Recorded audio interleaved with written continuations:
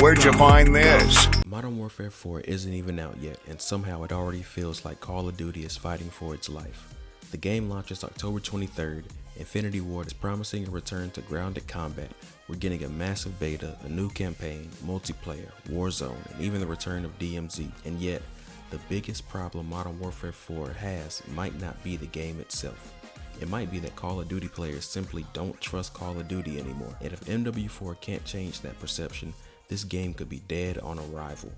But, and this is important, there's actually a pretty good argument that Modern Warfare 4 could be the game that finally turns things around. So let's talk about why MW4 is walking into one of the worst situations Call of Duty has faced in years, and why there might still be a way out. Modern Warfare 4 officially launches on October 23rd, 2026, and on paper, Activision is throwing a ridiculous amount of content at it. There's a full campaign centered around a war on the Korean Peninsula. There's traditional 6v6 multiplayer with 12 new 6v6 maps confirmed for launch. There's Warzone and there's DMZ, which Activision is positioning as a major extraction shooter experience rather than just another side mode. That sounds like a recipe for a huge Call of Duty release, but here's where things get uncomfortable. The community isn't exactly begging for another Call of Duty. They're asking whether this year's Call of Duty is actually going to be worth their time, and that's a completely different question. Because look at what happened with Black Ops 7. The game wasn't simply criticized for one bad feature. It became a symbol of a much bigger frustration with the franchise. Black Ops 7's player reception was heavily negative, including review bombing on Metacritic, with criticism aimed at the campaign,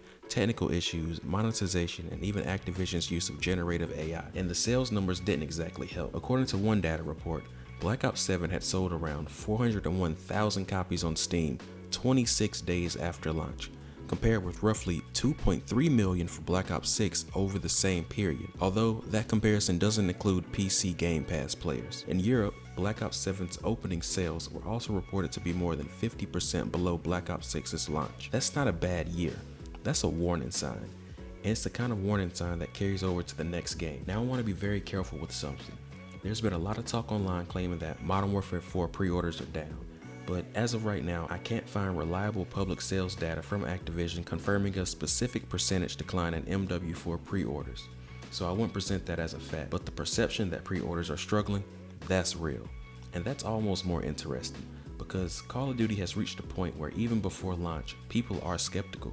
Instead of, oh my god, a new Modern Warfare, the reaction is increasingly, okay, what are they going to screw up this time? And that is a brutal position for a franchise that used to be one of the safest purchases in gaming. But here's where things get interesting, because if you actually look at the response to Modern Warfare 4, it's not universally negative. Far from it.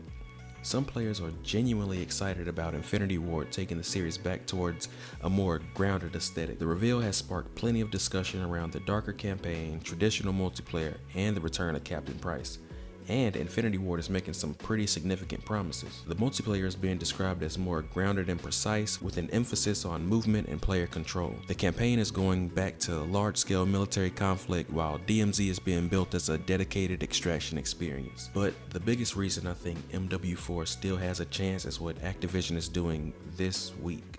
Today, on August 21st, Call of Duty Next is going to show off Modern Warfare 4's multiplayer, and immediately afterward, the first beta weekend begins. But this isn't a normal Call of Duty beta. For the first time in the franchise, players will actually be able to play a campaign mission during the beta. That mission is called Entrench. Then, during the second beta weekend, Warzone gets involved too, including the new Zodiac Resurgence map. So we're talking about multiplayer, campaign, and Warzone all being playable before launch. That's smart, because if Activision knows the community doesn't trust them, the worst thing they could do is ask people to take their word for it. Instead, they're saying, fine, play it yourself. And honestly, that's exactly what Call of Duty needs right now. For years, Call of Duty could basically rely on momentum. New game comes out, people complain, people buy it anyway, the cycle repeats. But the industry has changed. There are more shooters competing for people's attention. Battlefield has become a much more serious competitor. Free-to-play games have trained players to expect constant updates without buying a $70 premium game every year. And perhaps most importantly, people have options. Call of Duty isn't competing just against the next Battlefield anymore. It's competing against Fortnite. It's competing against Warzone itself. It's competing against every live service game demanding hundreds of hours from players. And it's competing against the backlog of games people already own. So MW4 can't just be another good Call of Duty. It needs to give people a reason to care again. This might be the most encouraging part. Activision has recently started acknowledging some of the community's long-running complaints. For example, the company has admitted that older Call of Duty matchmaking systems work better in some respects and introduced a new matchmaking system in Black Ops 7 inspired by classic Black Ops games. That's significant because for years, criticism from the community could feel like it was disappearing into a black hole. Now we're seeing Activision actually respond to some of it, and Modern Warfare 4 appears to be part of that same attempt to rebuild goodwill. Even the PC version is being marketed around greater performance customization, visual fidelity, responsiveness, and control. Those aren't revolutionary features, but they show that Infinity Ward understands something important. The hardcore audience doesn't necessarily want Call of Duty to become something completely different. They want Call of Duty to feel good again. Modern Warfare 4 has a mountain of expectations sitting on its shoulders. People don't just want it to be better than Black Ops 7. They want it to remind them why they fell in love with Call of Duty in the first place. And that's incredibly difficult because nostalgia is a trap.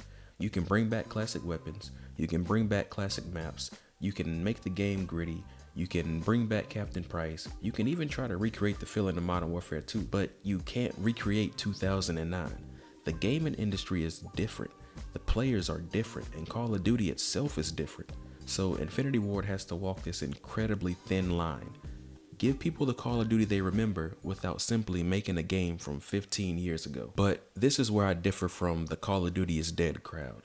I think the franchise absolutely has problems. I think Modern Warfare 4 has a very real chance of launching into a skeptical community. And if the beta is bad, if the multiplayer feels recycled, if monetization is aggressive, if the servers are a mess, if Warzone integration becomes another bloated headache, then yeah, Modern Warfare 4 could be dead on arrival, but if Infinity Ward actually delivers, if the gunplay feels fantastic, if the movement is satisfying, if the maps are good, if the campaign delivers, if DMZ turns out to be something genuinely worth playing, and if Activision actually listens to the community after launch, then MW4 could become something much more interesting. It could be a reset, not for Call of Duty as a whole, but for the relationship between Call of Duty and its players. Because right now, we don't actually know if Modern Warfare 4 is good. We've seen trailers, we've seen marketing, we've seen promises, but in just a couple hours, players are going to get their hands on the game, and that's when the narrative can change. If players come out of the beta saying, wait, this actually feels good, that's huge, because suddenly the conversation isn't about Black Ops 7 anymore, it's about MW4. It's about whether Call of Duty is finally back. But if players spend this weekend saying, this is just more of the same, then October 23rd becomes a very different story, because at that point, Activision isn't just selling a new game, they're trying to sell hope. And I'm not sure the Call of Duty community has much of that left. So is Modern Warfare 4 dead on arrival? Right now, it certainly looks like it's walking toward the launch with a giant target on its back. But dead, I'm not ready to say that, because this might be the first Call of Duty in a long time where the developers genuinely have something to prove. And honestly, that's probably the best thing that could have happened to the franchise. The beta starts today, August 21st. Call of Duty Next happens in a couple of hours. And by the end of this weekend, we might finally know whether Modern Warfare 4 is the game that saves Call of Duty or the game that proves the franchise really has lost its way. Either way, October is going to be very interesting. If you enjoyed this video, I appreciate if you leave it a like, and just down in the comments, let me know how you feel about MW4. Do you think it's dead on arrival? You think it's gonna actually be a good game? Please just let me know. I would love to hear what you gotta say. Anyways, I'll catch y'all in the next one. Y'all be easy. Go, go, go, go, go, go, yeah, go.